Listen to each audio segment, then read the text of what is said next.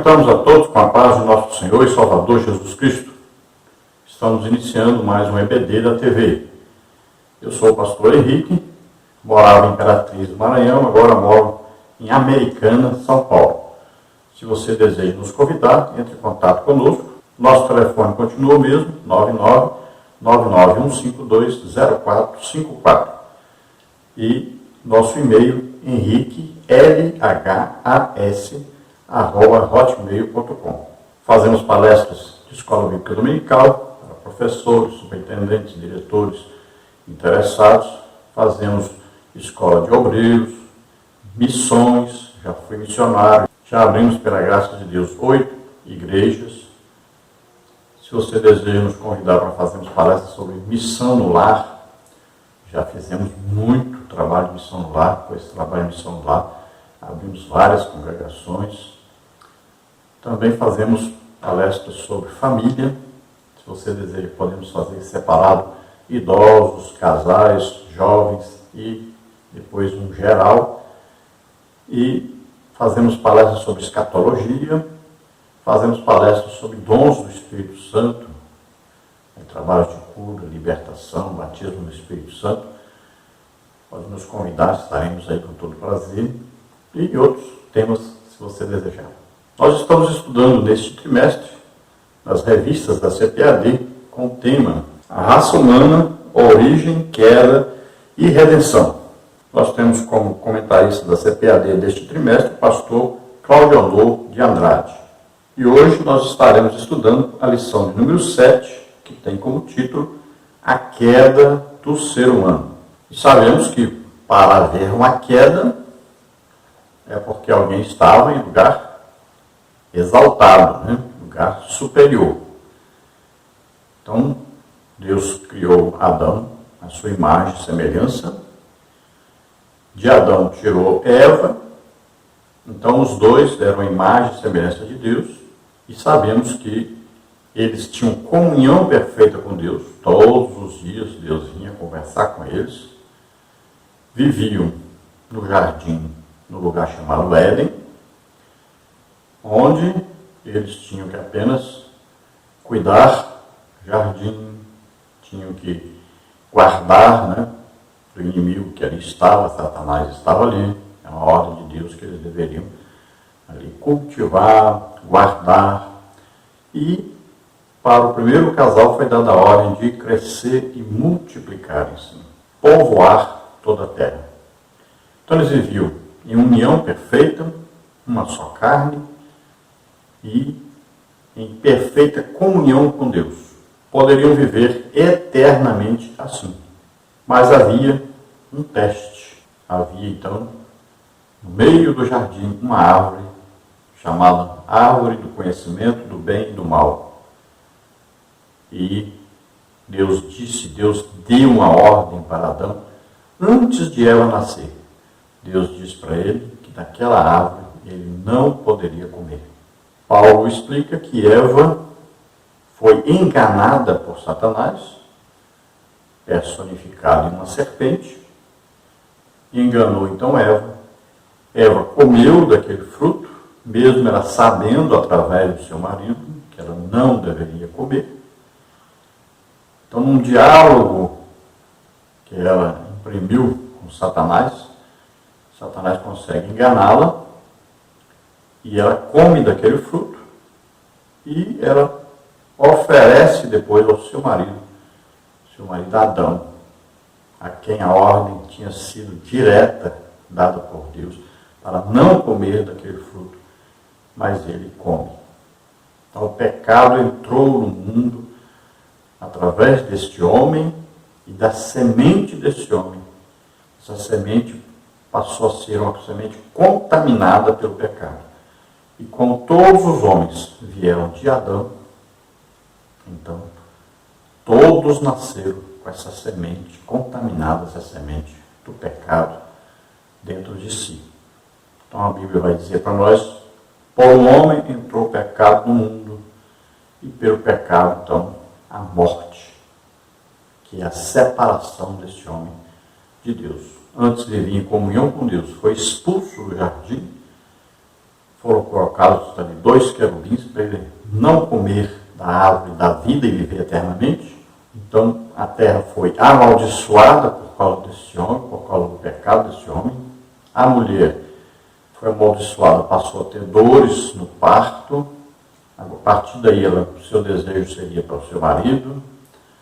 E Adão foi amaldiçoado de ter que trabalhar duramente para cultivar a terra, para cuidar da terra, para se alimentar. A serpente, por ser instrumento da queda, foi amaldiçoada por Deus, se arrastar do pó da terra se alimentar. Então veja só que daí para frente as consequências desse pecado passam a acontecer. Tanto a terra em si passou a ter maldição, como o ser humano que morava nessa terra passou a ser amaldiçoado. Todo o futuro da humanidade passou a ser, então, amaldiçoado devido a isso. Foi a maior tragédia que já aconteceu na face da terra. Então aí entrou a morte. Antes não existia morte, não existia doença, não existia pecado, não existia infelicidade, não existia dor, nada disso. Só coisa boa existia antes. Então, a partir daí, da entrada do pecado, todas as coisas ruins começaram a acontecer, porque passaram tudo a acontecer sob a influência de Satanás. Ele veio matar, roubar e destruir. Mas sabemos que Deus, de antemão, preparou a solução. Seu Filho Jesus Cristo, que veio ao mundo, levou sobre ele os nossos pecados, morreu a nossa morte na cruz, sofreu a nossa condenação. Foi para o lugar que nós tínhamos que ir, para o inferno. Mas ele foi justificado em espírito e ressuscitou. Está hoje à direita do Pai, onde intercede por nós, e enviou pelo Pai o Espírito Santo a todos nós, que está conosco para sempre, até a volta de Jesus, quando o Espírito Santo entrega a noiva ao noivo, nós estaremos para sempre com o Senhor. Glória a Deus por isso. Então o pecado só é vencido se nascermos de novo. Então nascemos a primeira vez, aí descendentes de Adão, herdamos a semente maligna do pecado, estamos condenados ao lago de fogo e enxofre. Mas ao aceitarmos a Jesus como Senhor e Salvador, nós nascemos de novo. Nós morremos para o passado, para a descendência de Adão, primeiro Adão, nascemos agora descendentes do segundo Adão, Jesus Cristo. Então, quando morremos, a semente do pecado morreu junto. Mas devido ao costume do pecado, devido ao corpo estar acostumado ao passado, continuamos muitas vezes sendo enganados por esse pecado. Então nós temos que lutar constantemente contra esse pecado, estando em Cristo. Estamos no Espírito, porque o Espírito Santo mora em nós. Então nós podemos vencer. Olha bem, Jesus nasceu concebido pelo Espírito Santo. Não tinha a semente do pecado. E ele venceu o pecado. Então se nós nascemos de novo e temos agora a semente de Deus, a palavra de Deus, que nos gerou de novo, e o Espírito Santo mora em nós, como morava em Jesus, então nós podemos vencer o pecado. Temos que nos esforçar. Temos que ser valentes nessa luta e vencermos o pecado. Então vamos ver a lição 7 aí, a queda do ser humano. O texto diz assim: pelo que, como por um homem entrou o pecado no mundo, e pelo pecado a morte, assim também a morte passou a todos os homens, por isso que todos pecaram. Romanos 5,12. Então, se nós perguntarmos assim, por que todos os homens pecam? Por que nascem, não sabem o que é pecado, mas a partir de uma habilidade cognitiva, onde passa a entender o que é certo, o que é errado, o que é pecado, o que não é, por que ele escolhe pecar? Por que todos pecam? Então a explicação é simples, né? Porque a semente do pecado está em todo ser humano. Então ele nasce com essa semente. Então a pergunta seria, por que todos pecam? porque todos nasceram com a semente vinda de Adão, a semente do pecado. E o que o pecado gera? A morte, a separação entre o ser humano e Deus. Então todos pecam e, a partir daí, estão mortos, separados de Deus, por causa do pecado, que produz sempre a desobediência a Deus. Verdade prática. Ao pecar contra Deus, o homem perdeu o completo domínio sobre a criação e tornou-se vulnerável à morte. Em Cristo, porém, temos o reino e a vida eterna. Então, o domínio que Deus tinha dado ao homem sobre toda a natureza, até sobre os astros, sobre tudo, ele perdeu quando o pecado entrou na terra. Também a sua imortalidade ele perdeu, porque a partir daí ele foi condenado à morte. O caminho para a árvore da vida foi então proibido, guardado por 2 querubins, e daí para frente não podia mais o homem comer da árvore da vida, então ele teria que morrer. Sua morte depois foi abreviada. Nós sabemos aí, os primeiros homens viveram quase 1000 anos, né? Adão viveu 930, Noé viveu 950, e o homem que mais viveu, Matusalém, viveu 969 anos. Então, o homem era para viver eternamente, mas ele teria que comer da árvore da vida, para continuar vivendo. Quando o caminho da árvore da vida foi proibido, então ele foi condenado à morte. E nós vamos ver que, após o dilúvio, agora, a vida seria mais abreviada ainda, até chegar em Moisés, os homens viviam ainda muito.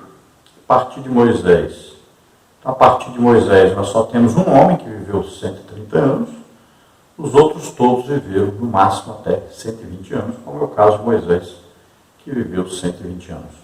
Agora, todo aquele que nasce de novo, aceitando Jesus como Senhor e Salvador, ele tem a oportunidade de, agora, voltar ao domínio de todas as coisas, e a morte não tem mais domínio sobre ele, porque ele tem a vida eterna. A partir do momento que aceita Jesus como Senhor e Salvador, a Bíblia diz que ele tem a vida eterna. Então, todos nós que aceitamos a Jesus como Senhor e Salvador, passamos a ter a vida eterna com Deus, em comunhão com Deus. Enquanto estamos na terra, temos comunhão com o Espírito Santo, através disso temos comunhão com Deus, e se morrermos, vamos para o paraíso, continuamos vivos, esperando o arrebatamento, quando nós estaremos para sempre com Deus. Aqueles que daí para frente se converterem, depois então no final do milênio, né, esses aí então estarão para sempre com o Senhor. Todos os que morreram sem Cristo, durante toda a época da humanidade sobre a terra, então no juízo final, no trono branco, serão condenados ao lago de fogo e enxofre. Então todos, ou têm a vida eterna no lago de fogo e enxofre, quem não aceitou Jesus como Senhor e Salvador, ou terão a vida eterna com Deus, todos aqueles que aceitaram Jesus como Senhor e Salvador. Vamos à leitura bíblica em classe, que está em Gênesis 3, de 1 a 7, que diz assim: Ora, a serpente era mais astuta que todas as animais do campo que o Senhor Deus tinha feito. E esta disse à mulher: É assim que Deus disse, não comereis de toda a árvore do jardim? E disse a mulher à serpente: Do fruto das árvores do jardim comeremos, mas do fruto da árvore que está no meio do jardim, disse Deus: Não comereis dele, nem nele tocareis, para que não morrais. Então a serpente disse à mulher: Certamente não morrereis, porque Deus sabe que no dia em que dele comerdes, se abrirão os vossos olhos, e sereis como Deus, sabendo o bem e o mal. E, vendo a mulher que aquela árvore era boa para se comer, e agradável aos olhos, e árvore desejável para dar entendimento, tomou do seu fruto e comeu. E deu também a seu marido, e ele comeu com ela. Então foram abertos os olhos de ambos, e conheceram que estavam nus, e cozeram folhas de figueira, e fizeram para si aventais. Então vamos estudar sobre isso nesta lição.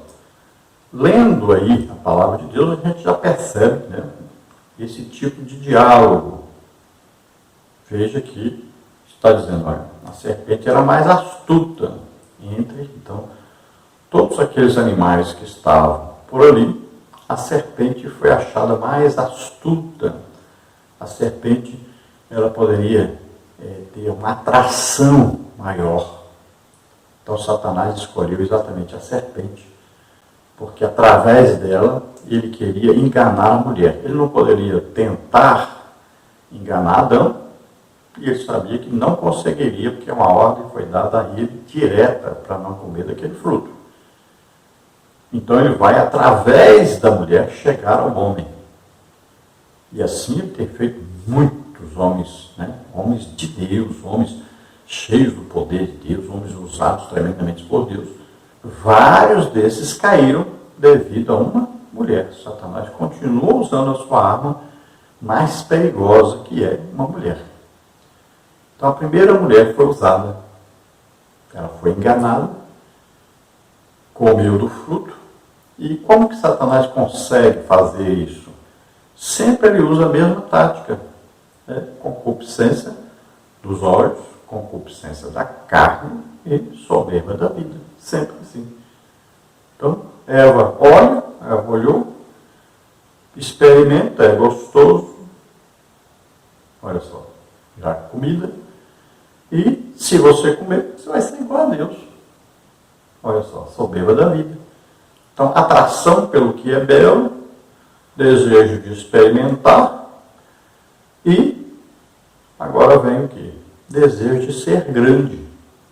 Sempre assim, nessas três áreas que ele vai atuar.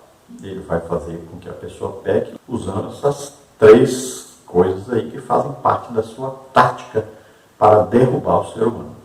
E sempre o pecado vai trazer uma atração que é o engano. Como Satanás é o pai da mentira, ele sempre vai mentir, prometendo algo que depois ele não vai cumprir. Nesta lição, então, teremos os seguintes tópicos e subtópicos. Primeiro tópico, o livre-arbítrio do ser humano. Subtópico 1, o livre-arbítrio. Subtópico 2, a soberania divina.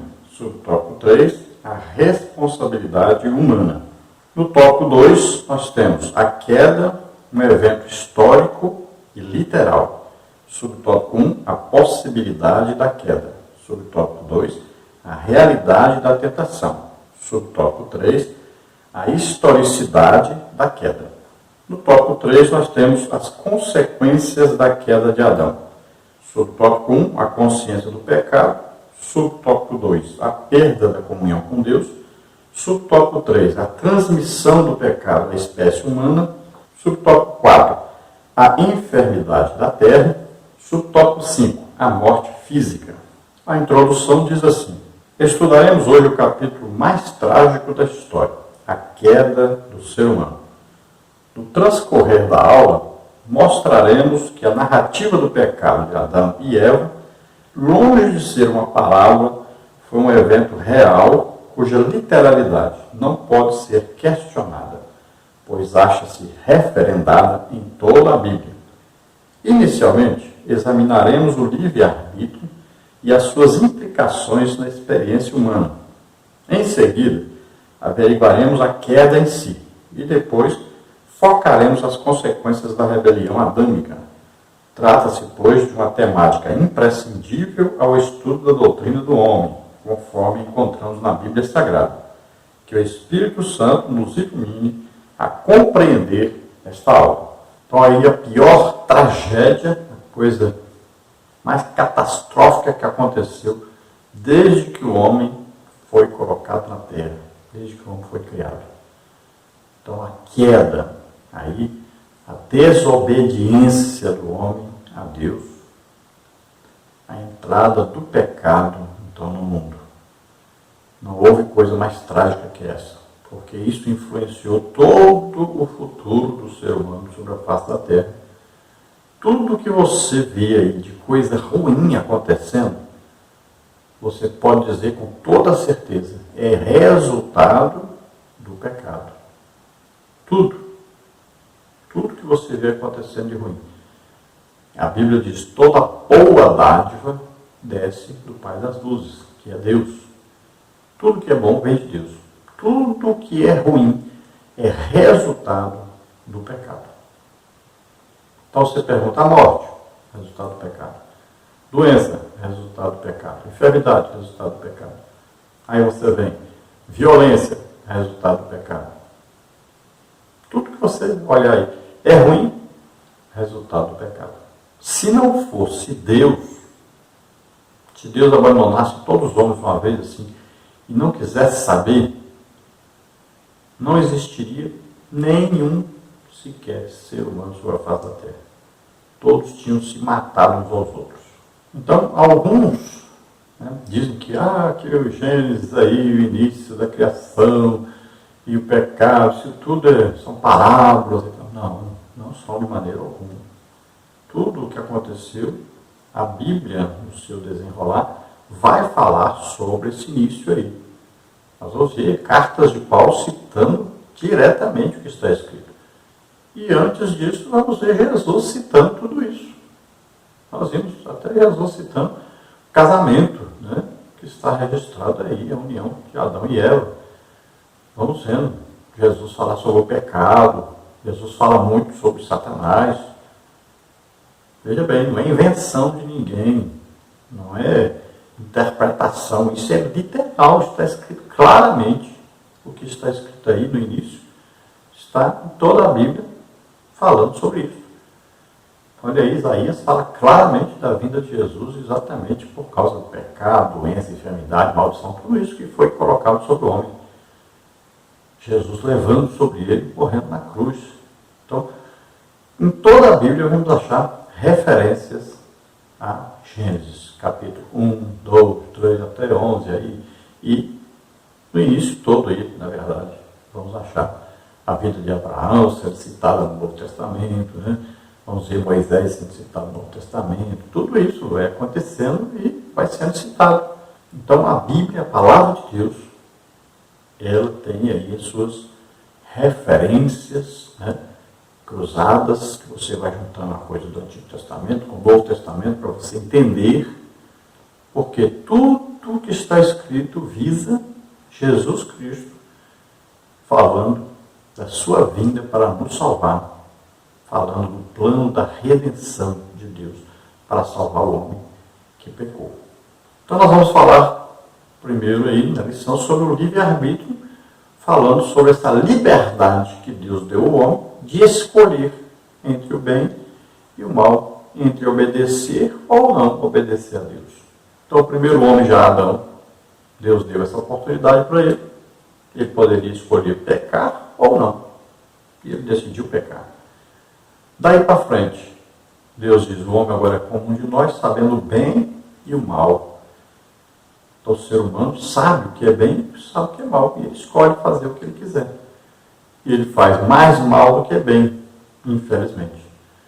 Agora existem pessoas boas que gostam de ajudar as pessoas, ajudar os pobres, necessitados, visitar os doentes. E nem são crentes, nem nasceram de novo ainda. Mas escolheram fazer coisas boas. Vamos ver o caso, por exemplo, de Cornélio, que não era salvo, não tinha ouvido o Evangelho ainda, mas era uma pessoa que dava esmolas, ajudava os pobres, Era uma pessoa temente a Deus, sabia que existia Deus, mas não conhecia Deus. Então o que Deus faz? Deus providencia que Pedro venha pregar o Evangelho para ele, para que ele fosse salvo. Era uma pessoa boa? Era uma pessoa boa. Então o ser humano ele não é totalmente mau, porque se ele fosse, não existia nenhum ser humano sobre a face da terra. Então ele faz coisas boas e faz coisas ruins. Ele tem a intenção, muitas vezes, de fazer o bem e acaba fazendo o mal também. Deus encerrou todos debaixo do pecado para usar de misericórdia para com todos. Então, todos estão debaixo de uma mesma condenação, todos têm uma intenção já no coração de pecar, porque a semente está lá dentro. Então, alguns fazem mais pecado do que coisa boa, tem uns que fazem mais coisa boa do que pecado, ninguém é igualzinho ao outro, mas estão todos debaixo de uma condenação, porque pecado. Pecou, não adianta, pecou um pecado, já está condenado. Então todos estão debaixo dessa condenação. Que condenação é essa? Lago de fogo e enxofre. Para não ir para lá, precisa fazer o quê? Morrer para essa semente maligna do pecado, dessa descendência do primeiro Adão, e nascer de novo, agora da semente que é a palavra de Deus, que vai gerar vida, vida eterna, vida com Deus, comunhão com Deus. Então a pessoa se arrepende do seu pecado, aceita Jesus como Senhor e Salvador, e agora vai viver uma nova vida, agora da semente da palavra de Deus, em comunhão com o Espírito Santo que vem morar em cada um que aceita Jesus como Senhor e Salvador. E agora ele vive no Espírito. Então nenhuma condenação há para os que estão em Cristo Jesus, que não vive mais segundo a carne, ou seja, não vive mais segundo a descendência de Adão, mas agora vive segundo o Espírito Santo que está dentro de si, guiando, né? Sempre guiando para Deus, para as coisas boas, para a santificação, para a vida eterna com Deus. Então o que levou o homem a chegar a esse pecado? Como a humanidade toda passou a ter consequências devido ao pecado, como esse homem Adão pecou, também nós vamos ver então mais detalhes nesta lição. Tópico 1, então, o livre-arbítrio do ser humano. Neste tópico, definiremos o livre-arbítrio. Em seguida, veremos o seu relacionamento com a soberania divina e, finalmente, trataremos da responsabilidade. Humana frente às ordenanças divinas. Subtópico 1, o livre-arbítrio. É o dom que recebemos de Deus, através do qual podemos desimpedidamente escolher entre o bem e o mal. Como está em Deuteronômio 28:1, Josué 24:15, 1 de Reis 18:21, Hebreus 4:7 e várias outras referências. Sem o livre-arbítrio, não seríamos o que hoje somos, seres autônomos, conscientes da própria existência e de nosso lugar no universo criado por Deus. Então, veja bem, o ser humano recebeu isso de Deus. É uma dádiva, é um dom. É dado por Deus. Aqui o dom significa uma coisa dada gratuitamente, sem cobrar nada. Que aqui é dado que uma oportunidade ao ser humano de escolher entre obedecer a Deus ou não, entre estar em comunhão com Deus ou não, entre viver sua própria vida ou a vida que Deus deseja. Então, o primeiro homem recebeu isso, assim como Satanás antes, né? Querubim, ungido para a guarda de Deus, recebeu também esse livre-arbítrio. Os anjos também receberam. Então, Satanás quis ser igual a Deus, quis subir até acima do trono de Deus. E se rebelou, e junto com ele a terça parte dos anjos foram expulsos do céu, devido a usarem esse livre-arbítrio. Como eles são eternos, são espíritos, uma decisão tomada vale eternamente. Não tem jeito de voltar atrás, de consertar isso. É uma decisão única. Já o ser humano, como ele é finito aqui na Terra, né? Então, enquanto ele estiver vivo, ele tem a oportunidade de se arrepender e ainda ser salvo. Agora, após a morte, aí segue o juízo, aí não tem mais jeito. Morreu, acabou. Porque findou a sua vida terrena. Então, enquanto está na Terra, ele tem o seu término de vida. Então, enquanto ele estiver vivo, ele tem a oportunidade de se arrepender, aceitando a Jesus como Senhor e Salvador, sendo salvo, herdando a vida eterna com Deus. Agora, morreu, acabou. Aí passa a ser a vida espiritual. E aí a coisa é eterna. Acabou a oportunidade. Aí alguns dizem, não, mas não existe mais um livre-arbítrio aí depois que o homem pecou. Não. Existe sim. Deus disse exatamente isso. O que Deus disse? Agora o homem conhece o bem e o mal. Olha aí, 2 caminhos. Deuteronômio está escrito, ó, eu coloco agora como testemunho o céu e a terra que eu estou te propondo 2 caminhos. Caminho da vida, caminho da morte, caminho do bem, caminho do mal. Escolhe o caminho da vida. Deus está aconselhando ainda, escolhe o caminho da vida. Olha bem, isso é opção. Olha aí, são sempre duas opções, pelo menos. Olha só, bem, mal, vida, morte. Você que escolhe, cada um de nós temos que escolher. Olha aí, ó, em Eclesiastes está escrito, ó, jovem, aproveita a vida, aproveita a sua juventude, se diverte. Né? Parece até que o escritor, o Salomão, está até brincando com os jovens. Né? Aproveita a vida, vocês querem brincar, querem fazer de tudo que der na cabeça, aproveita. Só que ele diz, isso aí o quê? É o livre-arbítrio. Vocês têm livre-arbítrio, pode fazer o que quiser. Aproveite aí. Só que tem um detalhe. Agora vem a soberania de Deus. Até aí foi o livre-arbítrio. Faça o que quiser. Agora existe um detalhe importante. Um dia vocês vão ter que prestar contas diante de Deus. Aí a soberania de Deus entra. Então Deus é quem manda. Vocês é que sabem, vocês querem fazer o que quiser, mas vocês vão ter que prestar conta. Existe um Deus que é dono de tudo. Existe um Deus que deixou ordem para você não pecar. Você quer fazer o que quiser? Então sabe, um dia você vai estar diante desse Deus e vai ser julgado pelo que você andou fazendo. Então olha só, Deus é soberano. No final, quem decide tudo é Ele. Então Ele deixa a gente escolher. Agora nós vamos pagar pelas nossas escolhas. Nós vamos viver de acordo com as nossas escolhas. Então você vai plantar e vai colher aquilo que plantou. Você não vai plantar uma coisa e colher outra. Então, a nossa vida na Terra é assim. Quando estivermos aqui, devemos ver o que estamos plantando, o que estamos fazendo, quais são as nossas ações, atitudes, onde vai nos levar? Para o céu ou para o inferno? Para a vida eterna com Deus ou vida eterna no lago de fogo e enxofre com Satanás? Nós decidimos aqui. Olha, Jesus disse, aquele que me confessar aqui, eu confesso ele diante do meu Pai e dos seus anjos no céu. Mas aquele que me negar aqui, eu também o nego lá. Então, olha só, livre-arbítrio é, você pode confessar ou não. Você que decide. Soberania de Deus é, se você confessa, está comigo. Não confessa, está afastado de mim. Subtópico 2, vamos ver aí, a soberania divina.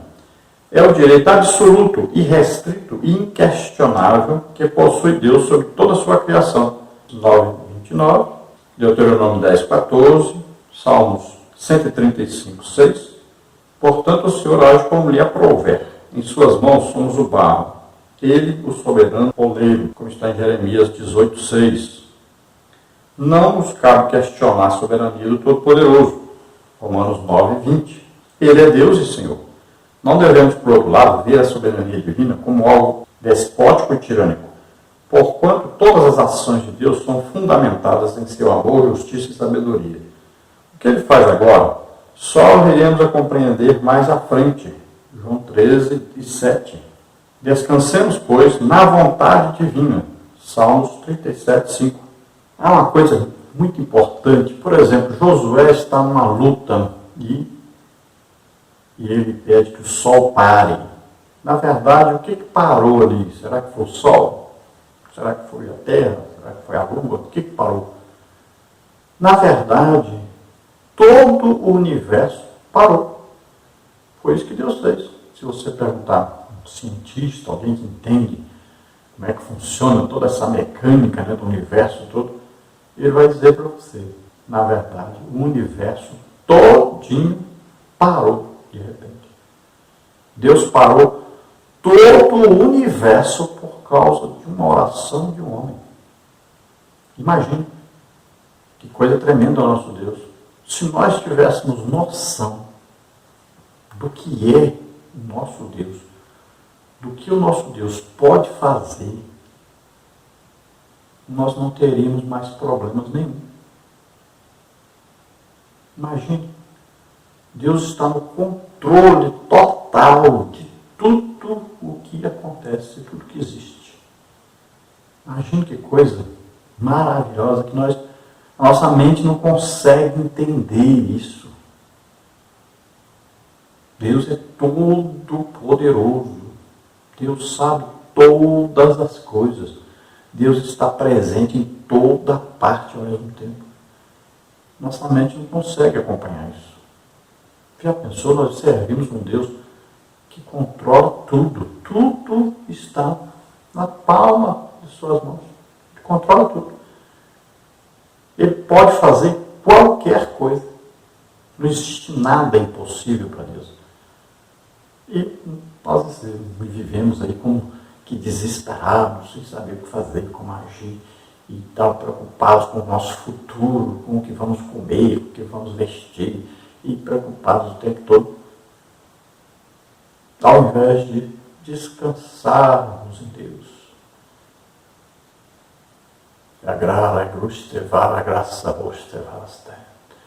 Ah, se você soubesse a graça de Deus, a misericórdia de Deus, o amor de Deus, se você tivesse o mínimo de conhecimento, quem é o nosso Deus, você viveria mais tranquilo, mais em paz, e saberia que Deus está no controle de tudo.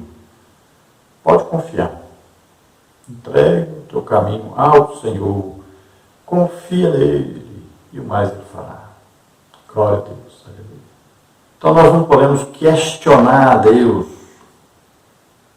porque Ele sabe que é certo e que é errado. Ele está no controle. Então nós queremos uma coisa, imaginamos uma coisa, mas Deus vê lá de cima, Ele sabe tudo, sabe o futuro, sabe tudo o que precisa ser feito para chegar a uma coisa boa no futuro, a uma coisa perfeita. Então Deus tem o seu caminho perfeito. Andemos nele. Ele disse para Abraão: Abraão, ser perfeito. Está aí o caminho, andai por ele. O caminho é sempre Jesus. Jesus disse: eu sou o caminho, e a verdade, e a vida. E ninguém vem ao Pai senão por mim. Seguindo Jesus, chegamos ao Pai, teremos a vida eterna, em comunhão com o Senhor, viveremos para sempre com Ele. Então, muitas vezes a pessoa olha o Antigo Testamento, que Deus matou tantas pessoas. Sim, Ele criou todas essas pessoas. Todas as almas pertencem a Deus, todas as vidas, todo ser humano pertence a Deus. Então, se Ele vai fazer uma limpeza, como fez, por exemplo, no dilúvio, é Ele que manda, Ele que fez, Ele que criou, pertence a Ele. Ele é dono, Ele pode fazer o que quiser. Então, lá em Jeremias, nós vamos ver um oleiro fazendo um vaso. Ele está fazendo um vaso, não gostou do vaso? Quebra um vaso, faz outro vaso. Pode entortar o vaso para um lado, entortar para o outro, mandar para um lado, mandar para o outro. É Ele que está no comando. É dele, pertence a Ele. Então, veja bem. Quando Ele diz para os israelitas: vocês vão entrar na terra, mas vão matar todos que achar pelo meio, porque Ele queria que esse povo vivesse bem. Não tivesse ninguém para influenciá-los na idolatria. Mas eles não obedeceram e acabaram caindo na idolatria daquele povo. Veja bem, é porque eles não entendiam o que Deus falava. Eles não sabiam por que Deus estava fazendo isso. Então, o homem tem dificuldade de obedecer a Deus porque ele não sabe que Deus tem um plano perfeito para cada um de nós e tem um plano perfeito para a sua igreja.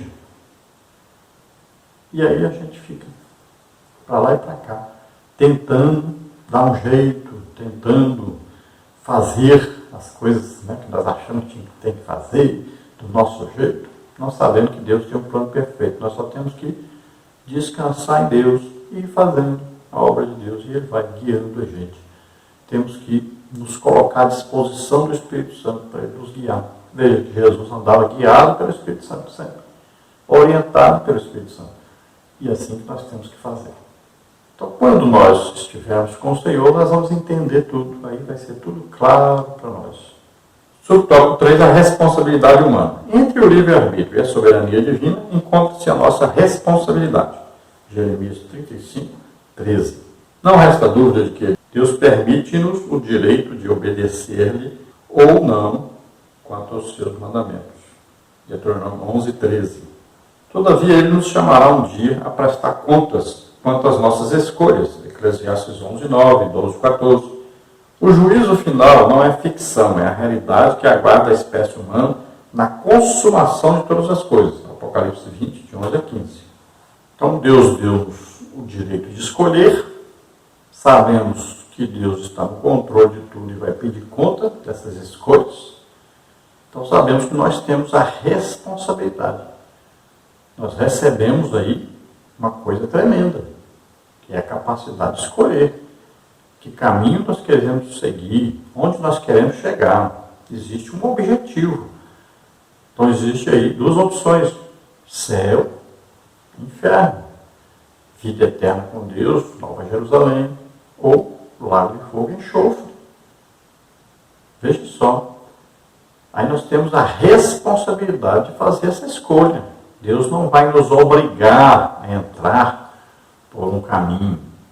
Deus não vai obrigar ninguém a seguir, a obedecer. Não pense assim. Deus não escolheu pessoas já. Esses aqui vão para o céu, esses aqui vão para o inferno. Não. A responsabilidade é nossa. É nós que escolhemos. Impressionante a ignorância das pessoas, das religiões que existem por aí. O ser humano é que vai escolher. Você quer Deus ou não quer? Você quer ir para o céu ou quer ir para o inferno? Você quer a vida eterna com Deus ou quer a vida eterna no lago de fogo e enxofre? Quem escolhe somos nós. Imagina uma coisa interessante. Se não existisse livre-arbítrio, por que Satanás tentaria as pessoas? Se a pessoa não tivesse direito de escolher, o que adianta Satanás mostrar para ele uma outra opção, um outro caminho? Não adiantaria nada. É uma coisa sem lógica as pessoas pensarem que não existe livre-arbítrio. Já pensou? O que é a tentação, na verdade? É exatamente colocar um caminho paralelo, um caminho parecido, um caminho de prazer, de alegria, de felicidade. É isso que ele oferece para as pessoas. Então ele coloca uma outra opção.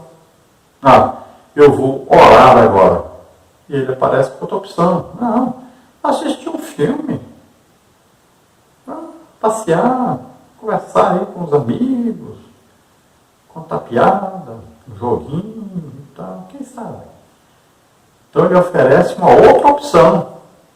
E aí nós temos que escolher. Eu vou ler a Bíblia agora. Tem a outra opção. Assistir um futebol, um filme. Outra opção. Então a vida nossa é assim, cheia de oportunidades, opções. Né? Sempre quando nós vamos fazer uma coisa para Deus, aparece outra opção. Vamos para a igreja. Não, assistir televisão. Vamos comer uma pizza. Vamos passear. Vamos ver os amigos. Sempre, então, vai ser o quê? Oferecido uma outra opção. É você que escolhe. Acordou de manhã, vamos orar? Não. Dormir mais? É uma opção. Nós que escolhemos. Então, saiba disso. Um dia, teremos que prestar contas diante de Deus por tudo o que fizemos, pelas nossas escolhas. Deus criou Adão e Eva livres, permitindo-lhes o direito de obedecer ou não. Todavia, a ordem do Senhor, concernente à árvore da ciência do bem e do mal, era bastante clara, como está em Gênesis 2, 16 e 17. Se eles optassem por ignorá-la, teriam de arcar com as consequências de seu ato, a morte espiritual seguida da morte física. Sabemos então em que Deus deu a ordem para Adão antes de formar Eva. A ordem foi dada diretamente para Adão. Tanto é que o pecado entrou no mundo por um homem, não foi por uma mulher. A mulher foi um instrumento usado por Satanás. Ela foi enganada, ela sabia, porque o homem contou para ela que não deveria comer daquele fruto, mas ela foi enganada por Satanás. Agora o homem comeu, sabendo que não deveria comer, desobedecendo a ordem dada diretamente por Deus a ele. E a ordem foi esta aí. E ordenou o Senhor Deus ao homem, dizendo: de toda a árvore do jardim comerás livremente, mas da árvore da ciência do bem e do mal, dela não comerás, porque no dia que dela comeres, certamente morrerás. Então veja bem, Deus diz, pode comer de toda a árvore, mas tem uma árvore, árvore do conhecimento do bem e do mal. Dessa, não coma. Se você comer, você vai morrer. Então a ordem foi direta para Adão. Ele não poderia desobedecer essa ordem. E sabemos que ele desobedeceu. E ele não foi enganado por Satanás, não foi nem tentado, nada. Ele comeu de livre e espontânea vontade. Ele quis comer e comeu.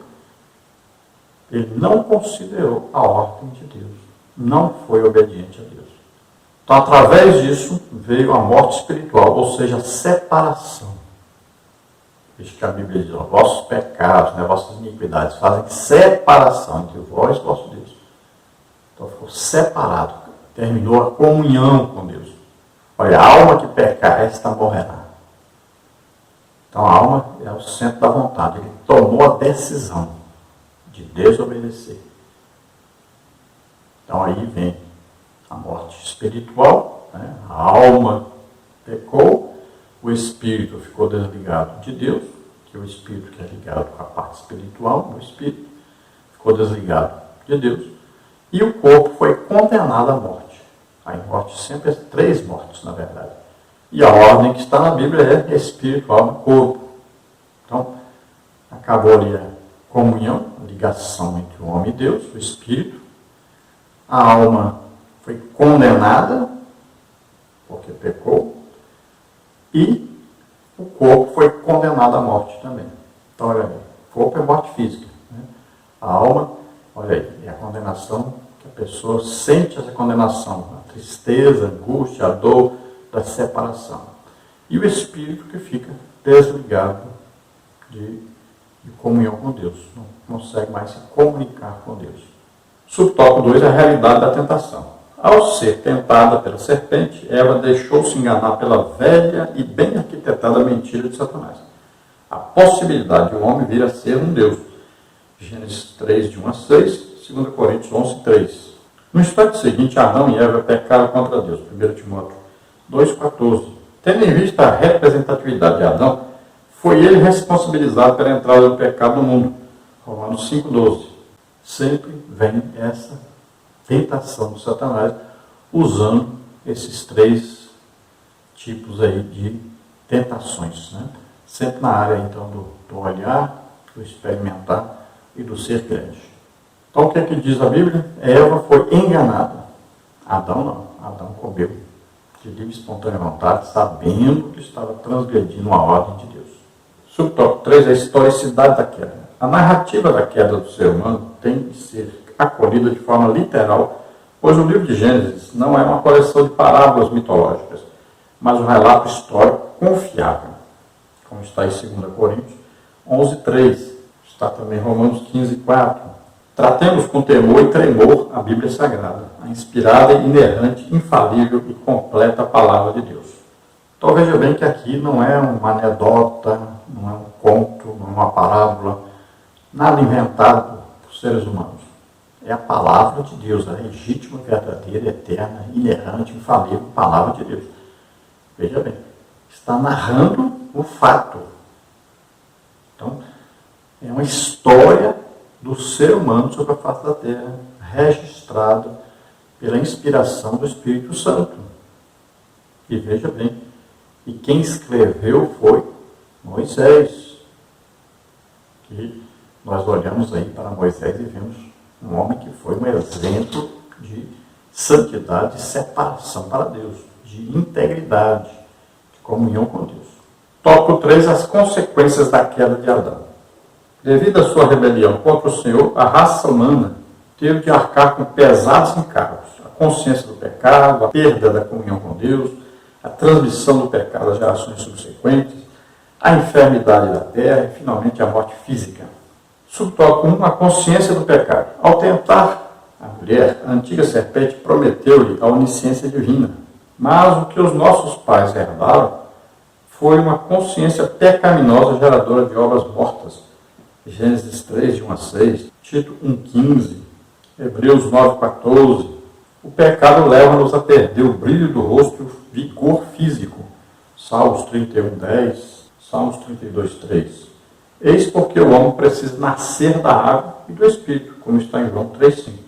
Então veja que a promessa, de Satanás é sempre de uma coisa que nós nunca poderíamos alcançar por nossas próprias forças. Então ele promete o que ele não vai cumprir. É o perfeito político, sempre prometendo o que não vai poder cumprir. É um mentiroso, é pai da mentira, é um enganador. Veja só. Então ele sempre oferece aquilo que ele não pode cumprir e o ser humano acaba acreditando nele ao invés de acreditar em Deus, ao invés de se submeter a Deus.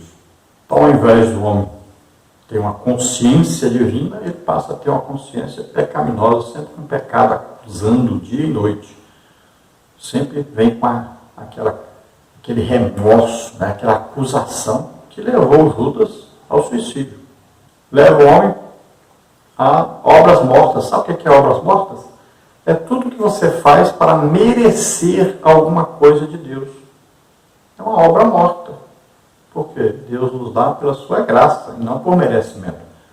Tudo que nós fizermos para Deus é nossa obrigação apenas que nós estamos fazendo.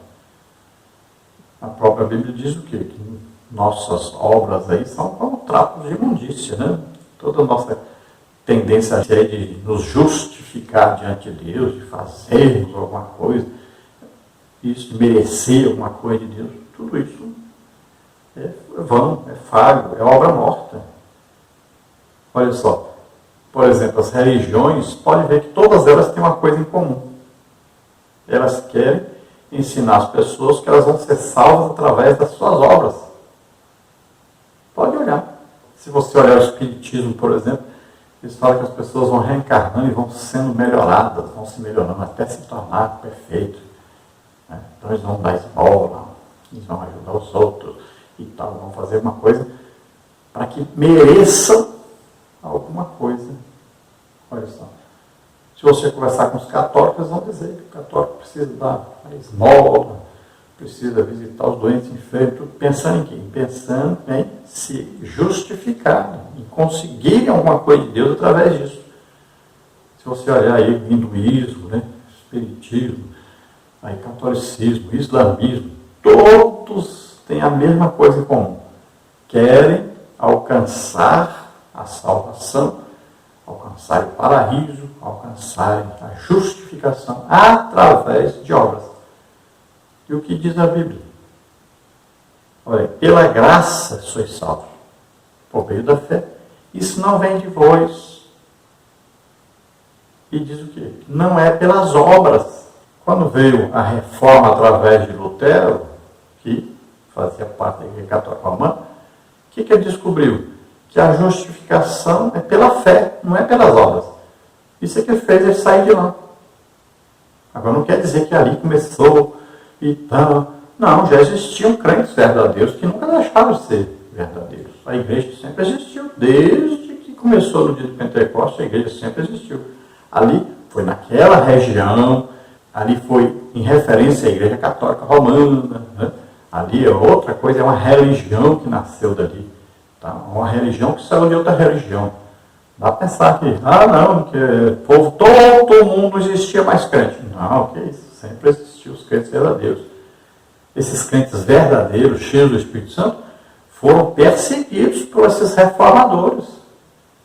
Muitos deles foram mortos devido à perseguição dos reformadores. Eles não participavam dessas reuniões, desses concílios, essas coisas. Não, os crentes verdadeiros participavam disso não.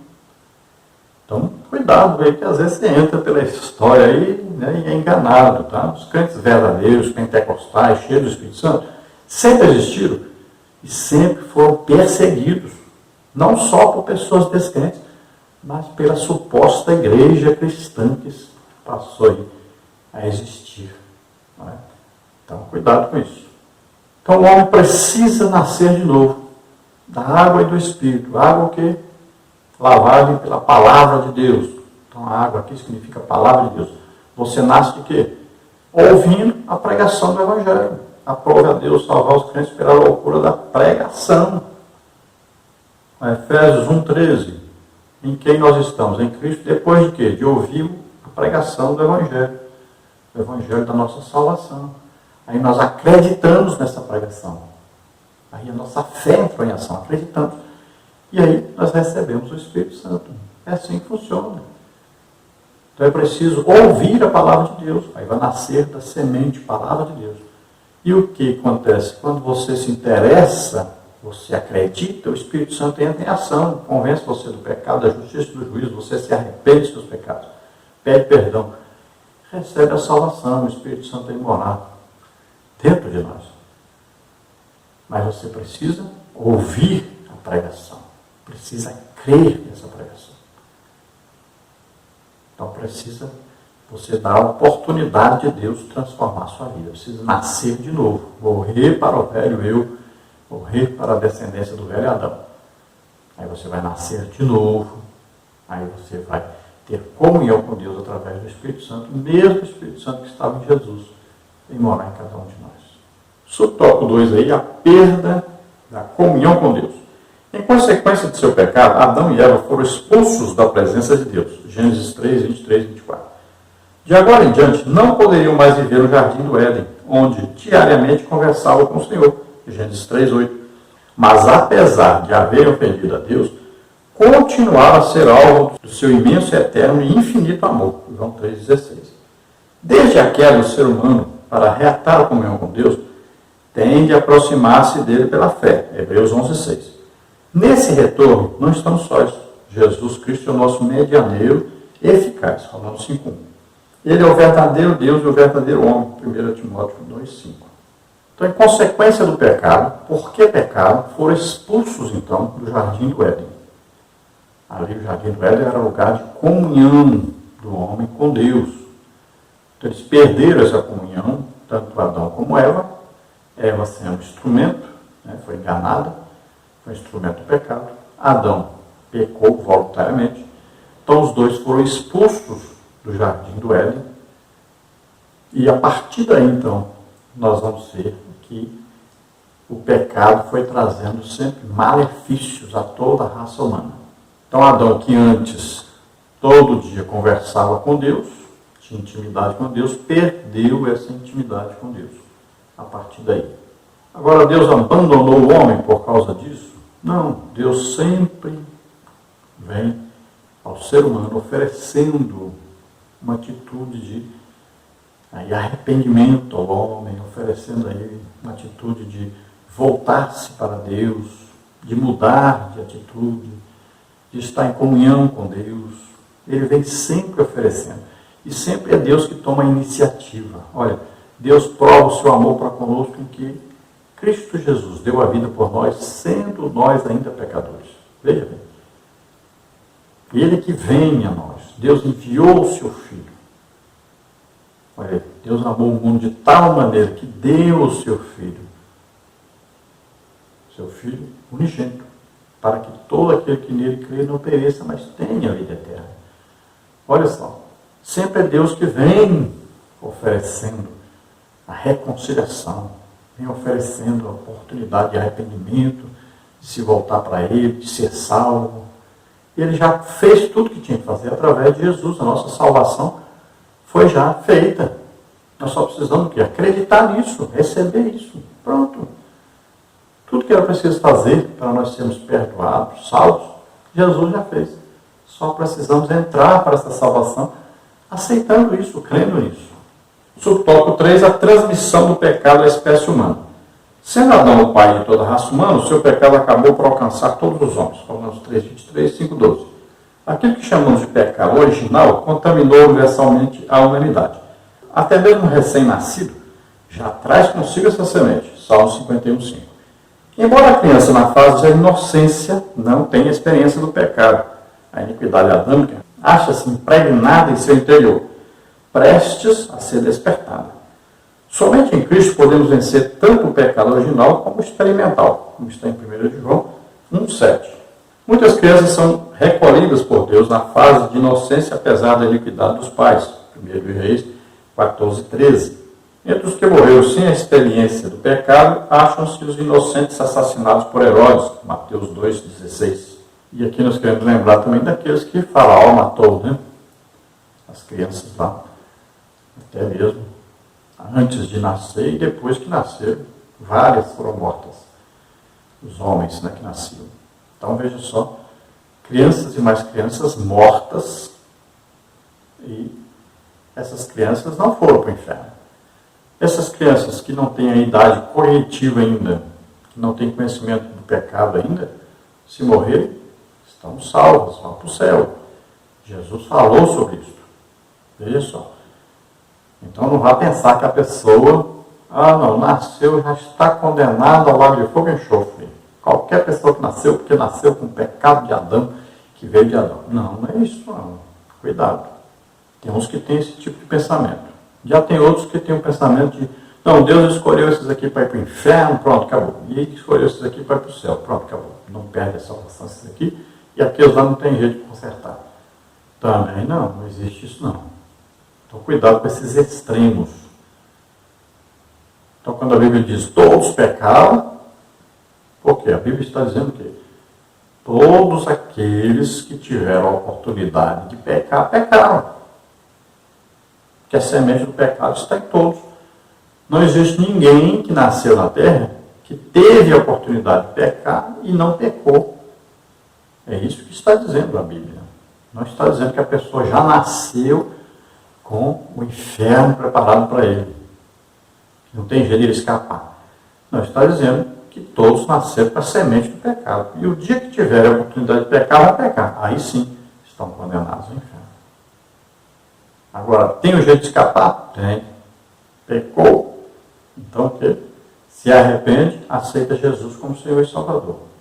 Você é crente? Pecou? Está escrito na Bíblia. 1 de João. Temos um advogado junto ao Pai. E você pecou? Está lá. Se arrependa, peça perdão e ele perdoa. Conserta aí o pecado. Não vá ficar sua vida com a prática do pecado todo o tempo. A condenação do pecado, não. Por isso que existe o quê? Oração, e existe um advogado no céu, existe um intercessor no céu, existe um intercessor na terra. Jesus está à direita do Pai, onde intercede por nós. Ele é nosso advogado de defesa. Na terra nós temos o Espírito Santo, que é nosso intercessor. Olha só, não perca isso. Então, todo dia o crente deve orar, todo dia deve ver o que eu estou fazendo de errado, o que eu falei de errado, o que eu fiz de errado. Peça perdão. Ele é fiel e justo para nos perdoar de todo o pecado, toda iniquidade. É isso que está escrito na Bíblia. E isso aqui é para crentes. Isso toca o quadro a enfermidade da terra. Por causa do pecado de Adão, até a própria terra adoeceu. Expulso do Éden, Adão teria de trabalhar com redobrado esforço, a fim de prover o seu sustento cotidiano, como está em Gênesis 3,17. Desde então, o nosso planeta vem sofrendo com fomes, tremores de terra, inundações, como está em Mateus 24,7. Em sua epístola aos Romanos, o apóstolo Paulo descreve a terra como que gemendo por causa das expectativas quanto às últimas coisas, Romanos 8,22. Mas quando o reino de Deus manifestar-se logo após a grande tribulação, o planeta será curado de todas as suas enfermidades, Isaías capítulo 35. Então, quando Adão é expulso, ele agora vai trabalhar. Tanto ele como a terra foram amaldiçoados.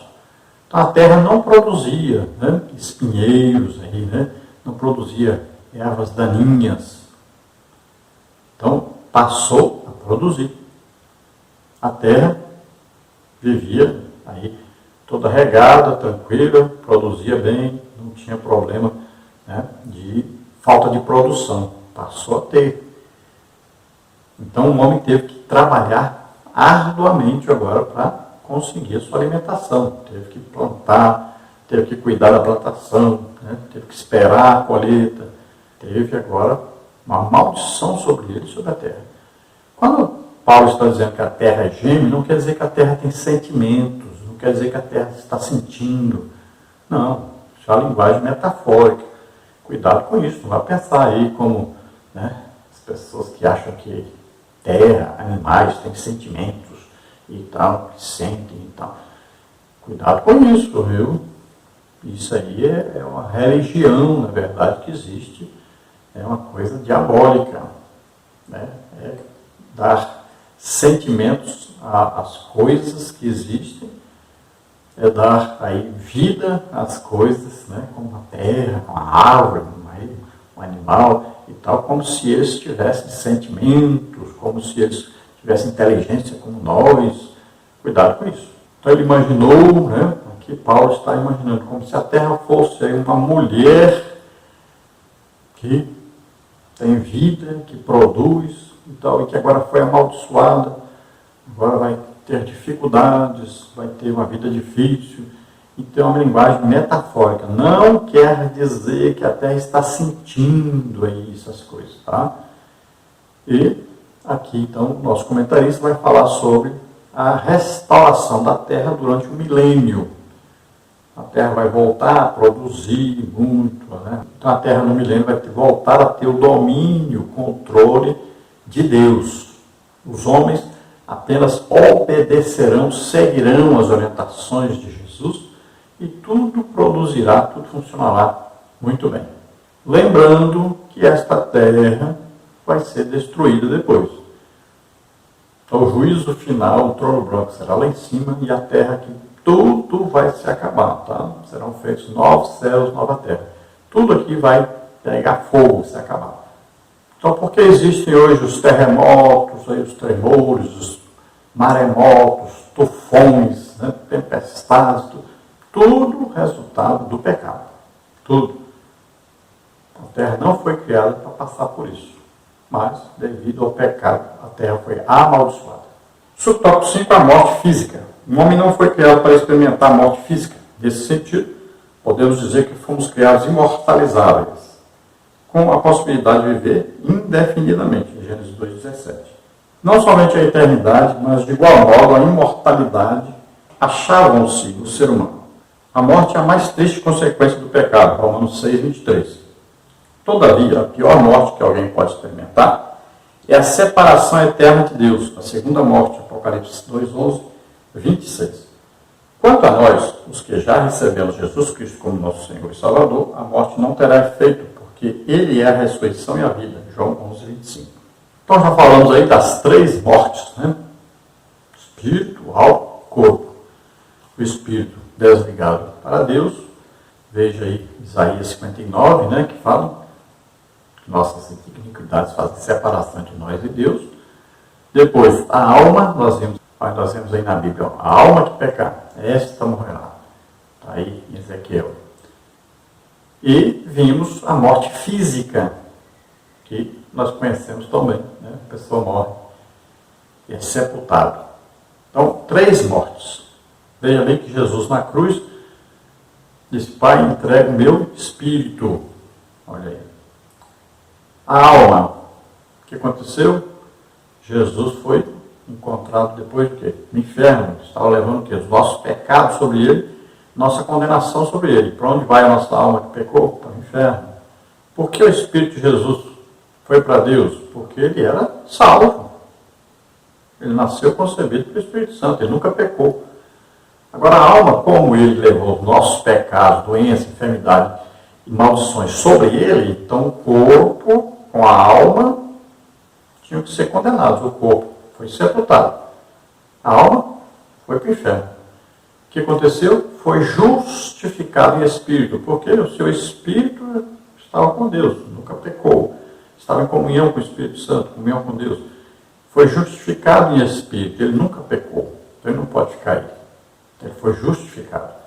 Aí ele vem, pega o seu corpo e ressuscita. Olha só. Por quê? Porque ele nunca pecou. Ele estava ali no lugar do homem. Conclusão. 2 fatos marcam a doutrina do homem nas Sagradas Escrituras: a criação e a queda. À primeira vista, o pecado de Adão trouxe graves consequências à criação. No entanto, Deus jamais foi surpreendido por qualquer fato. Ele não é um ser reativo, nem vive de improvisos.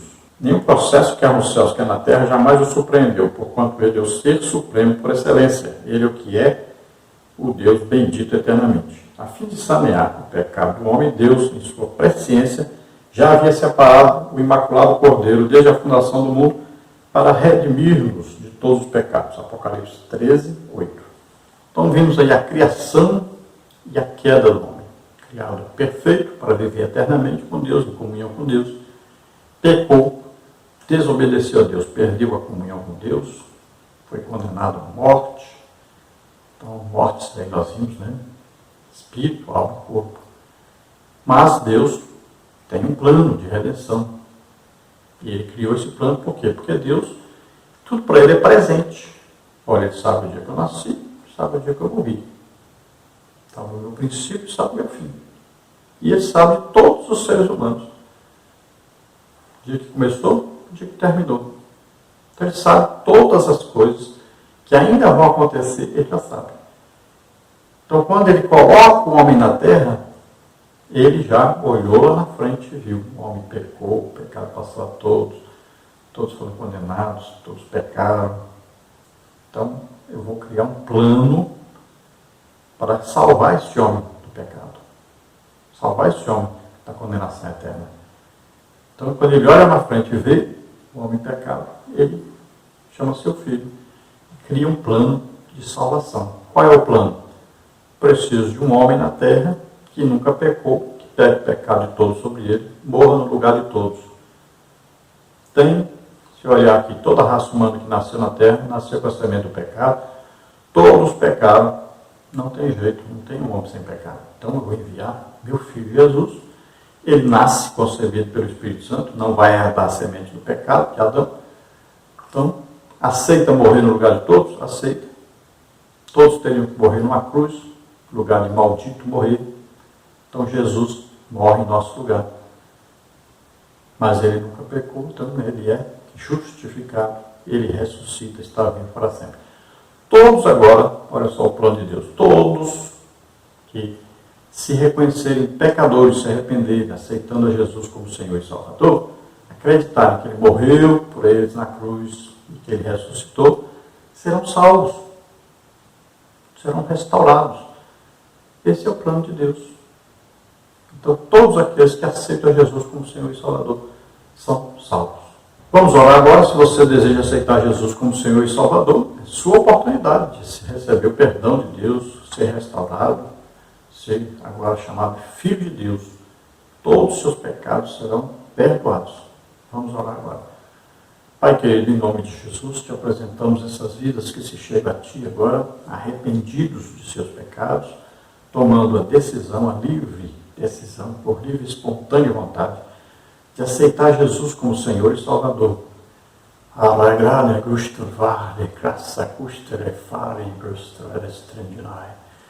Oh, te apresento a graça de Deus, a salvação por essa graça. A graça é Jesus Cristo, morrendo por nós na cruz, levando os nossos pecados, iniquidades, doenças, enfermidades, maldições, tudo que não prestava, Ele levou sobre Ele, morreu por nós.